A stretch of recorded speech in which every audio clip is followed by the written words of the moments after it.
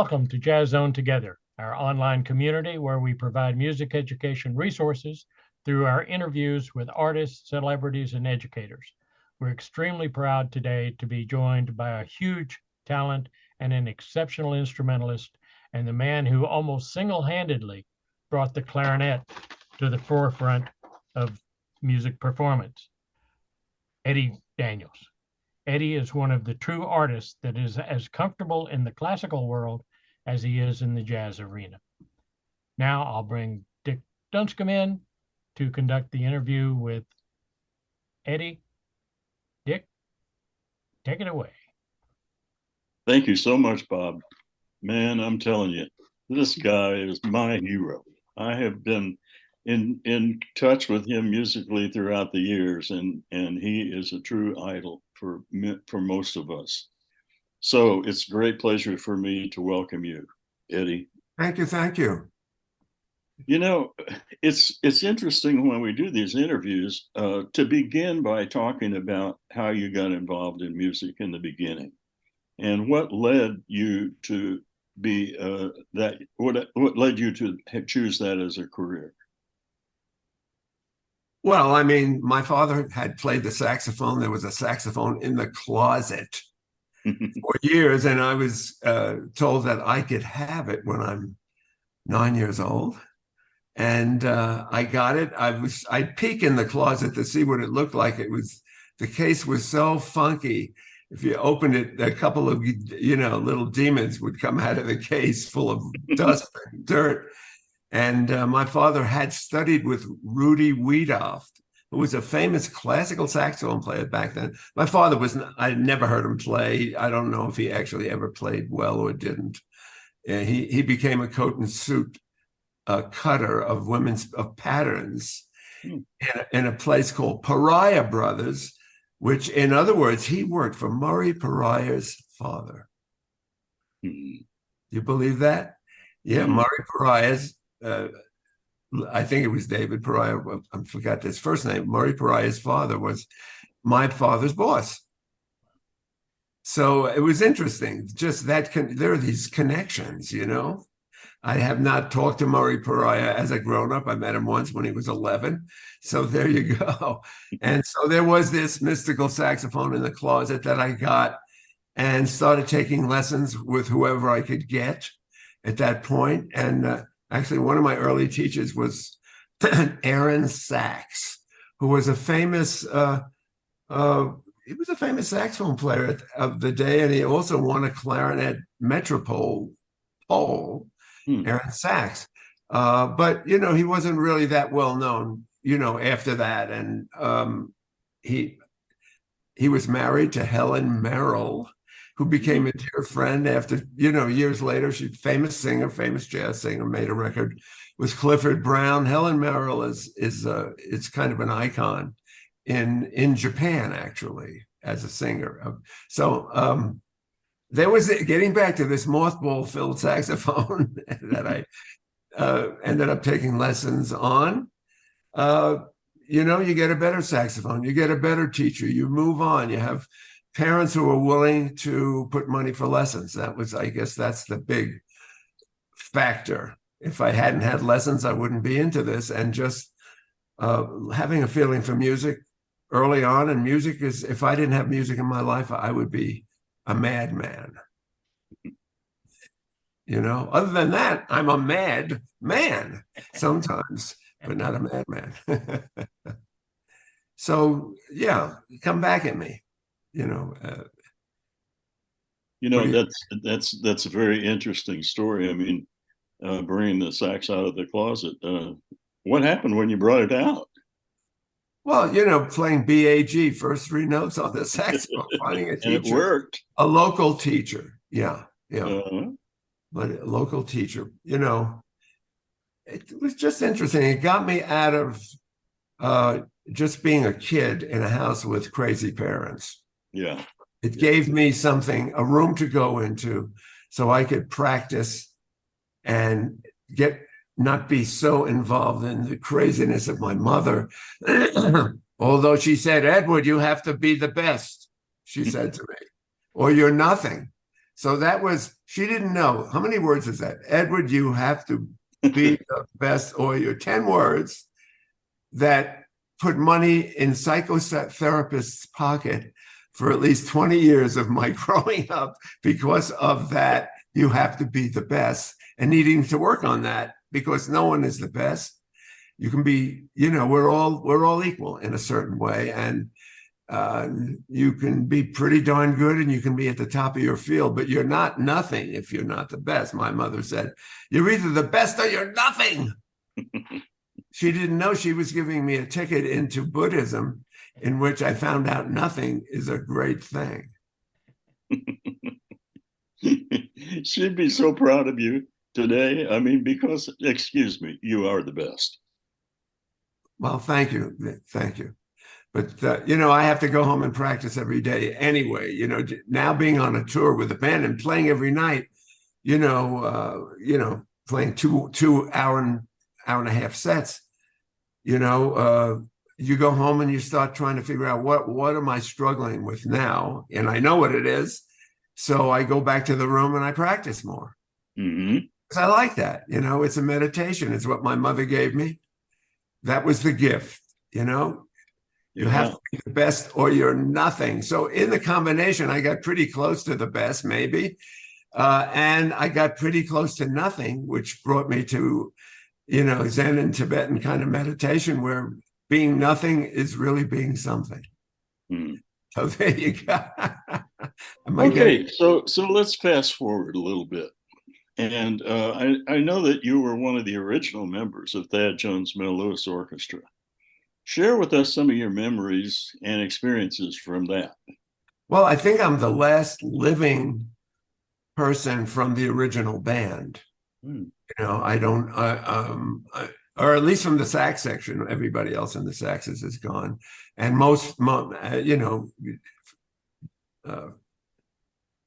Thad is gone, Mel is gone, Richard Davis just passed away. So there were people who were in and out of the band, after the first heard of the band for the first several months. But just of the original band, I'm proud to have been in that band.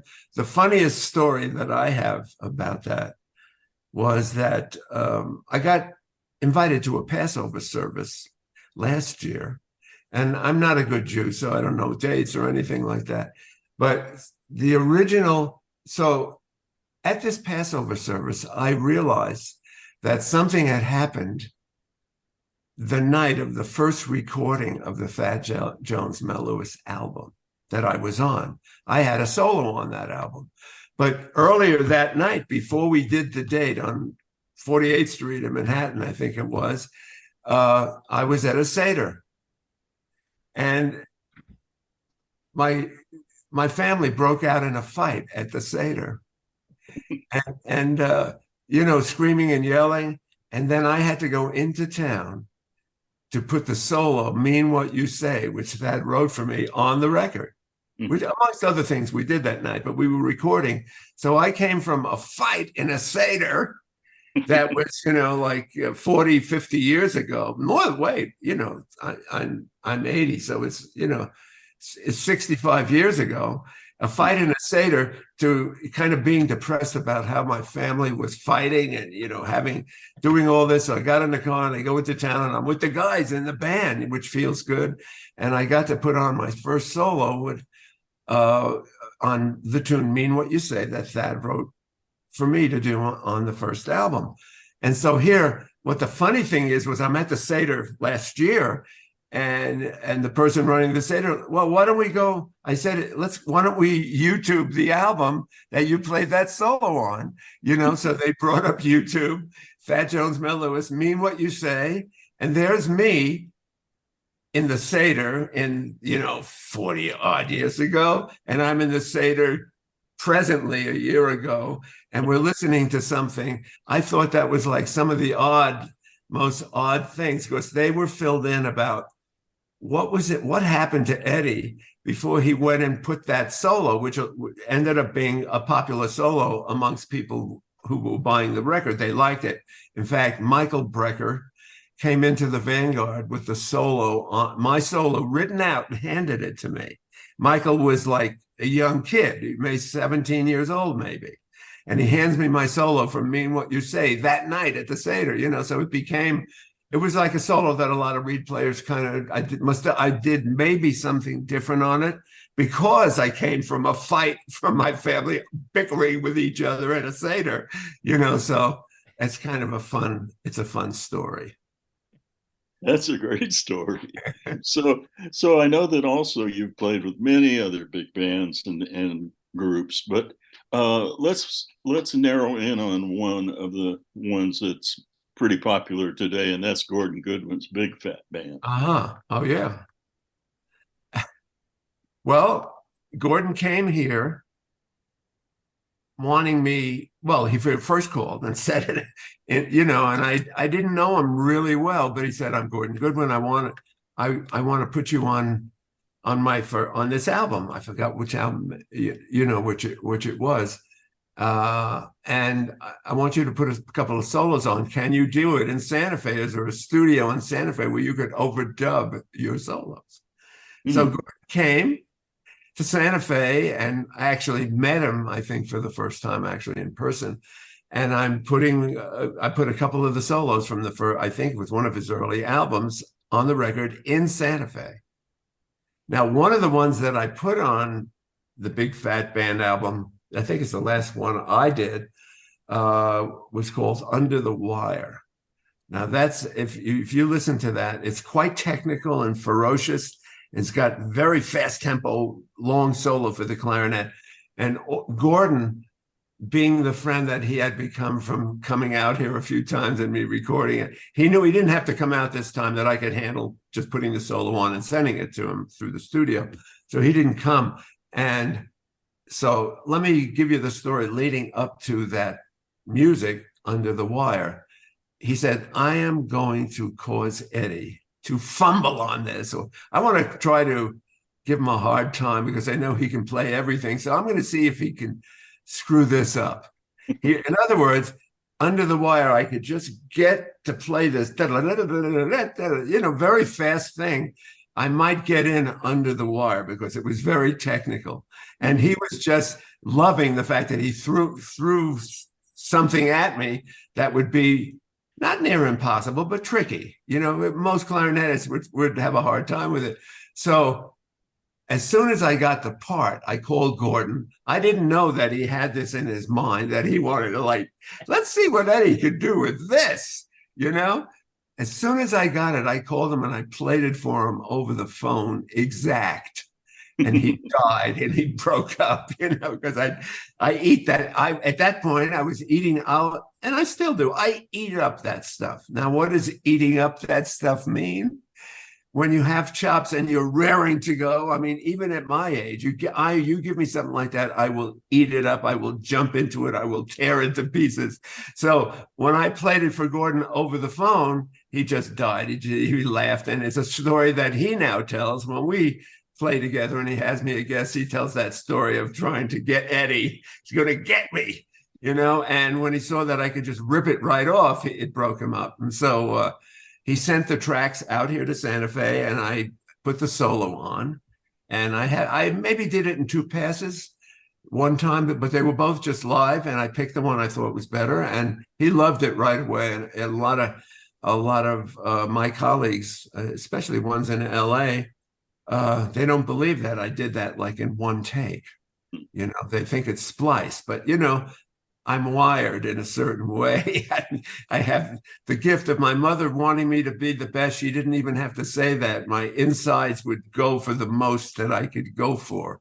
Being the best to me just means you give me some music and I will try to really devour it and inhabit it and make it beautiful. Being the best it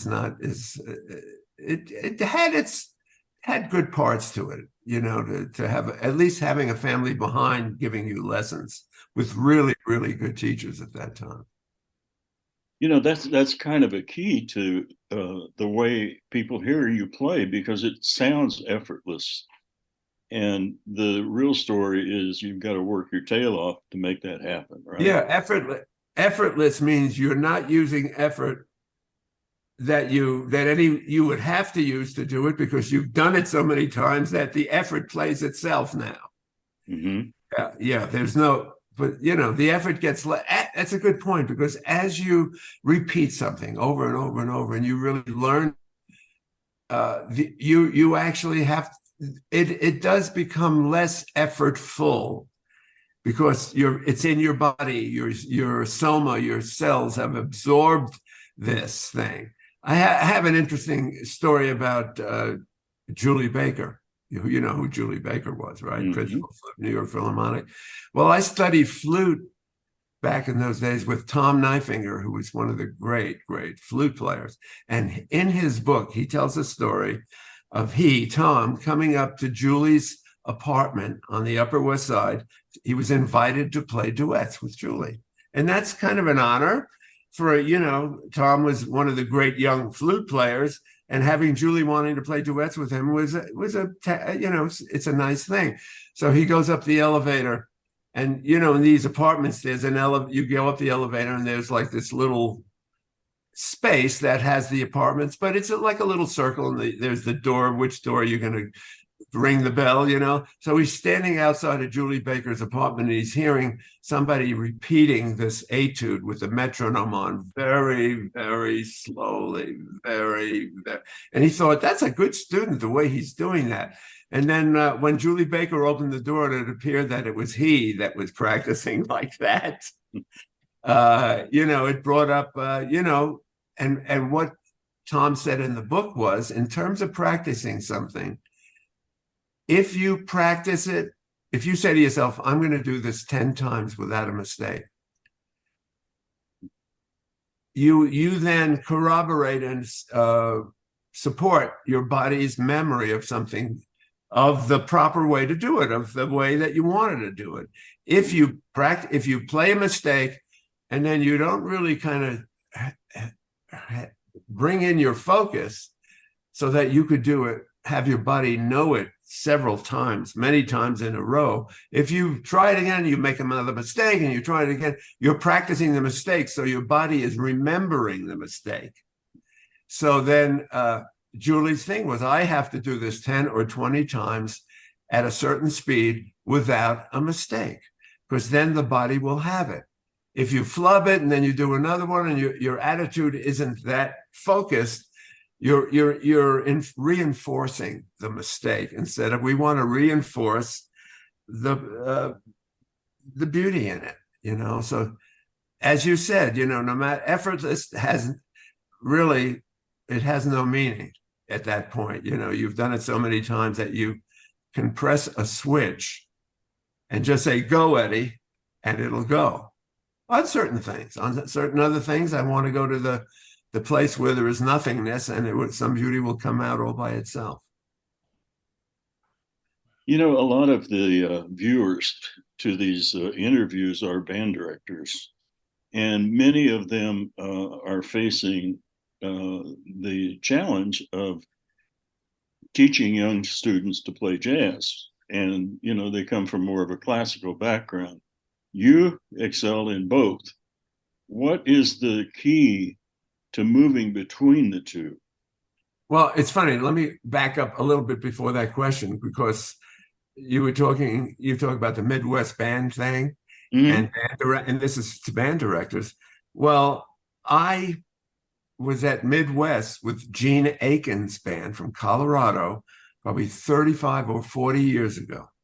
Now, you know him? You know Gene Aiken? Of course, yeah. We just interviewed him not too long ago. Well, good, because I just saw him in China like 3 days ago. He came to my performance, and he put out a record of my appearance at Midwest Band Clinic that they're putting up for a Grammy next year. Oh my God! He sent it to me. He, for some reason, he fell upon the old tapes of this performance at Midwest. And it's really, really great. He made a CD out of it. He sent it to me. I said, who is that clarinet player? God, I was on fire. The band was on fire. I play almost the whole record. So Gene is living in Taipei, and he runs the Taipei Jazz Orchestra. So he actually came to my clinic. Yeah, he showed up in the afternoon, and he came at night too. So it was great. He watched me teach like a handful of clarinet players amongst a lot of other people in the clinic. And it was really You know, the same thing you were saying, classical players saying to me, how do I play jazz? How do I do it? You know, I would always say, well, do you have at least 15 years to work on it? And they'd say, no, jazz is not a little thing. It's not like an application you buy on Amazon. You know, it's a study. Just like if Julie Baker has to repeat Daphnis and Chloe flute solo slowly over and over, and he's been in the orchestra for 30 years and played it beautifully all the time and teaches it and still has to practice it. So, anyway, so Gene Aiken, he saw me. So I give this class, and there were 4 clarinet players in the front. They all wanted to know how to play jazz. So I said to them, you know how to play an open G? And they said, yeah, that's the note all clarinet players go, toot, toot, toot, toot, toot, So it came to me that I was going to play My Foolish Heart with them. So I said, play the G, and I went, bo, bo, bo, bo, bo, ba. Now go to A, bo, bo, bo, ba, and ba, ba, ba, E, da, da, da, da, da, da, F, da, da, da, da. And then, G, E went up to E. And they all got a certain kind of a pleasure out of me playing jazz with them, and I had them kind of loosen up their embouchures, and they're playing this tune. Those are the notes that are in the tune. It's just a scale.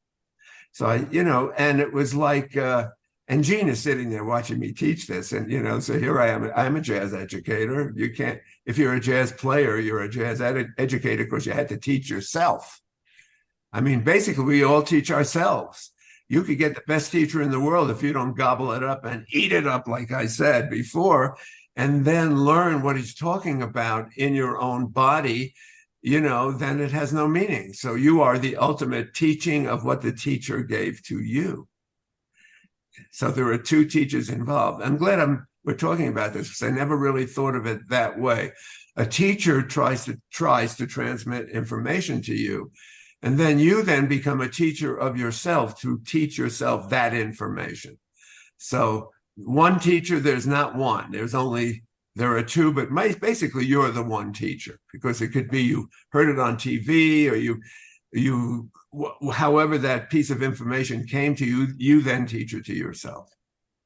So do you have 15, 20 years to learn to play jazz? I think I got them all inspired that they could just play a scale and have it sound nice,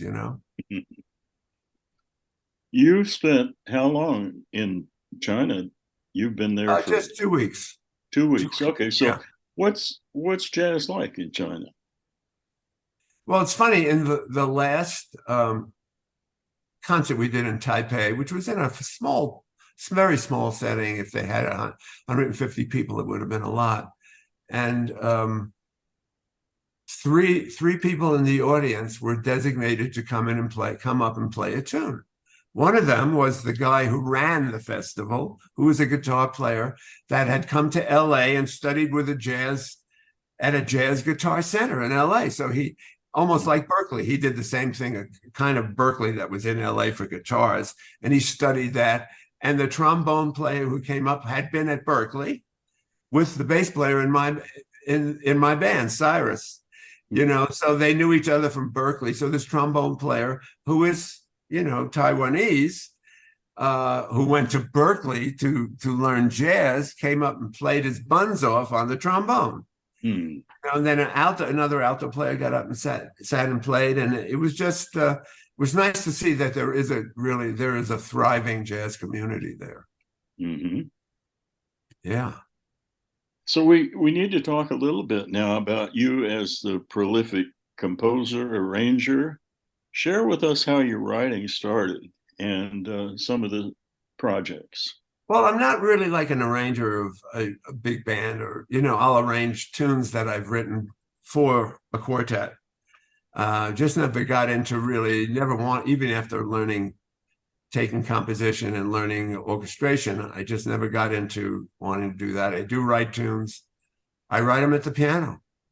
I haven't written a song in a while. I don't think of myself as a composer, as an ongoing composer, but yet putting together this band to go to China, I ended up using some of my own tunes because I didn't want to just be straight ahead playing standards. I mixed it up, and there were at least 5, 6 of my own tunes, and I realized that I liked them. But I also realized that I can't play them. They're hard to play. Not, just because they're not standards that you have in your head. And I hadn't played my own tunes.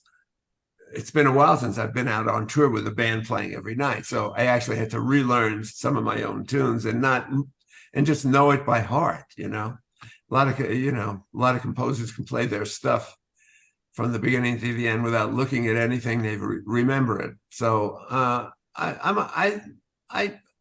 like melodies. I like good melodies, good tunes. So I try to find melodies that make me want to play the song. That's all, simple. I'm a simple writer. Nothing special. I'm nothing special, but they're nice tunes. So Dick, I would sit at the piano and just kind of let myself, I'm an okay piano player, let myself wander into a melody that strikes me, finding just a theme that I like, and then just working that compositionally through a tune, a melody that I think, and I believe in, I like having a melody something develop in a composition rather than just new stuff. So, yeah. Well, virtually every professional musician that we've interviewed has talked about the importance of the piano. Absolutely. And being able to expand on that a little bit. Yeah, I mean, if I played a little bit of jazz when I was 13, I had friends and I'd tootle around. But one of my friends, Herb Mickman, who he was in Madison High School when I was in the High School of Performing Arts. We ended up being buddies, and he'd show me what he knew at the piano. And he was a very good piano. In fact, he played piano at my wedding. We're talking like 10, 20, 30, 20 years later, played Walking Down the Aisle, and Nightingale sang in Berkeley Square. How do you like that for the wedding march in my wedding, in my first marriage? Anyway, so I started really getting interested in the piano and harmony. And so Herbie Mickman would show me a lot of things at the piano. And I also had to take piano at Juilliard and at Brooklyn College. I took a bunch of piano lessons. We're playing some Chopin things and got to get a little bit of facility at the piano. And so I have a Steinway A64 in my house that I have had for 40 years, and it's beautiful. And when it's tuned beautifully, the sound of one note on a beautiful piano makes me want to go to another note that then becomes a melody when you add the third and fourth notes. So a beautiful sounding piano inspires me to write a song. Wow. I mentioned earlier about the people that look at these interviews.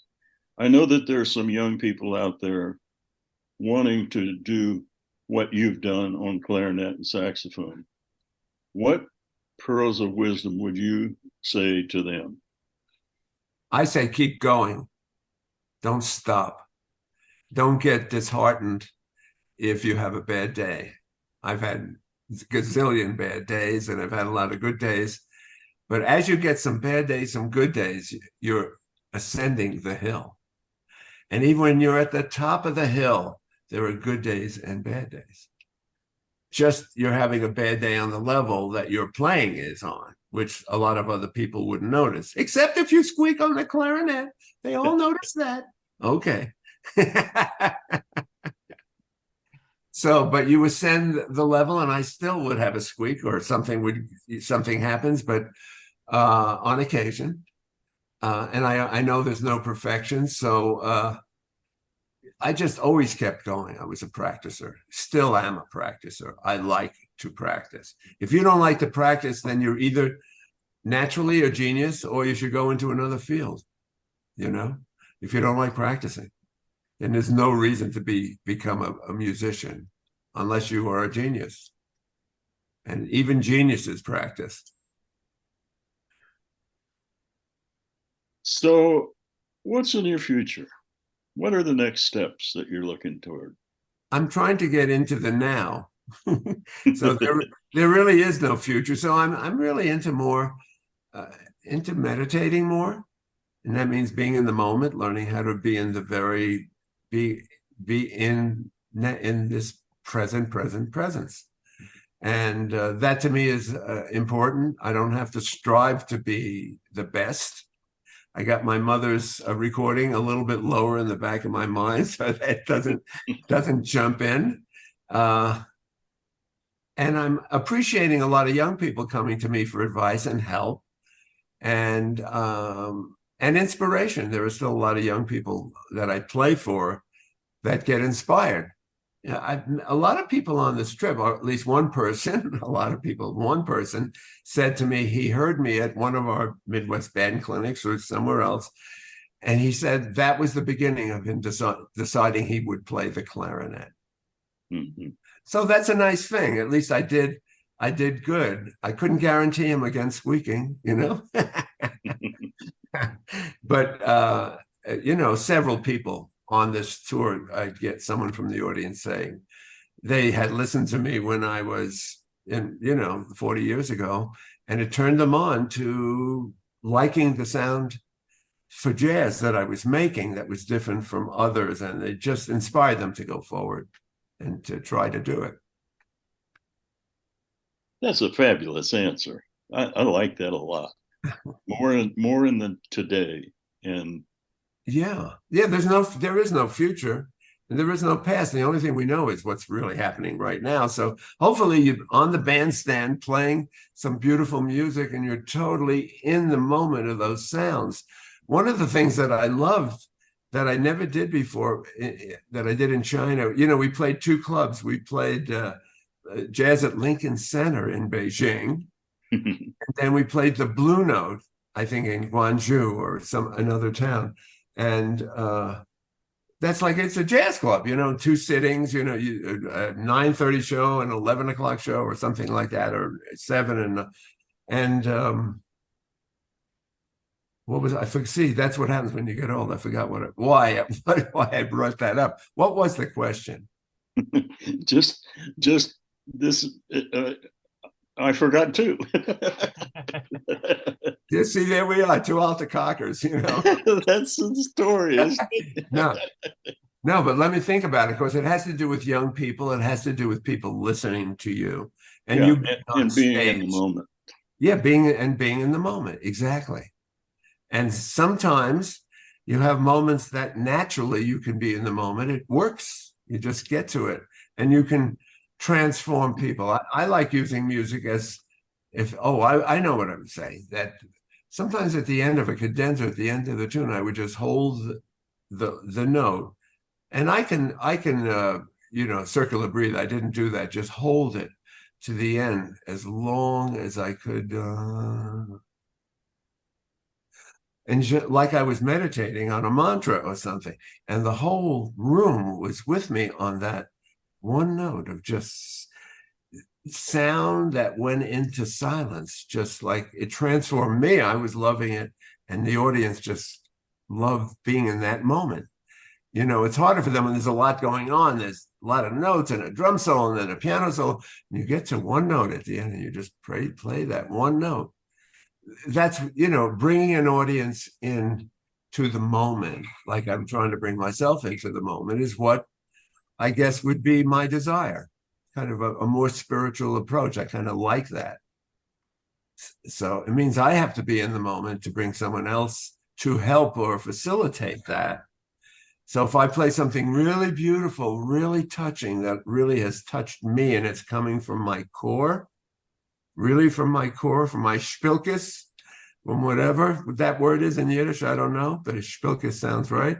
If it's coming from my core, then it has a chance to touch other people's core. If it's just kind of flighty jazz and it's a lot of notes where it's all technique, it's not going to touch. It really can't. It's not in the right room to touch another person who's maybe ripe to be touched in a certain way. So I had several people on this tour said that they were brought to tears from something. Maybe it was the garlic on their plate, or the onion left over from the burger. But but it felt, that if I'm kind of in myself and I'm finding my own emotion and it's genuine, other people get it. That's what I like. If I can do that and keep doing that, and even spiritually have it work in a way, just even like holding that note till the end. And I just brought them into another kind of focus of sound. And then of course, when there's no sound after the end of the note, there's silence before they applaud. So it creates a space. Yeah. I want to say to you before we have to close this out, and I would love to talk to you for another 2 hours, but we have some time restrictions. Eddie, this has been a fabulous interview, and I'm so impressed and enthralled with the humor that you bring into the music as well, and the dedication that you've had to get to that point of, as we talked about, being an effortless player. You're the best, man. Well, thank you so much. Thank you. No, effortless is just. I had a teacher, Joe Allard, who said, when you're playing something that's really hard and you're working it, you also want to make it sound effortless, even though there may be a time where you are efforting, that you really, or the word is really focusing. It's not effort. Has a Dan Luria, barbells, lifting heavy weights. It's not that. I think the real efforting is in that focus where you really are truly focused. So at times, Joe said, we were looking at one particular passage in one of the Rose studies from the Clarinet etudes, and he said, you want to make this sound effortless, even though you are putting in effort. It's an interesting concept. That you still have to practice it a gazillion amount of times to make it sound like it's effortless. So anyway, I'm glad to keep doing it. It's great to see you. Someday we'll remember where we met. Absolutely. Yeah. Eddie, thank you so much for your time today. Thank you. It's enlightening for everyone. Well, thank you. And thanks, Dick. Is Dick gone? No, I'm still here. There you are. Okay. We both look the same, To our viewers, thanks for joining us for this Jazz Zone Together interview. Please check our entire library of interviews. We know you'll find them of real value to your program. Watch for updates as we're adding new interviews regularly.